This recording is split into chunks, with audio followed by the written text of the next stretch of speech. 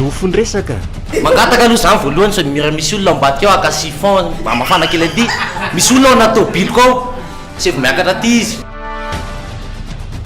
raha be filaza mahay mampanantena fampanantenana pokaty monsieur madame députe zao zao teneko anao a député izy fa tsy député Andriamato vice-premier ministre mihitsy zavatra teneniko monsieur Brancard io zany a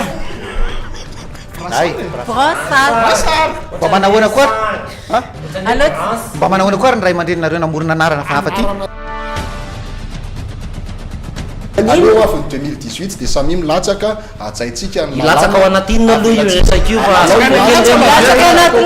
dofondresaka arahinao eto amin'ny TV Plus Madagascar ny zoma 7 amby 20 Desambra amin'ny 7 ora latsaka faefany alina ny alahady 1 amby 3 Desambra amin'ny 7 ora sy 7 alina ary ny alatsinainy 2 Janoary amin'ny 4 ora latsaka faefany ariva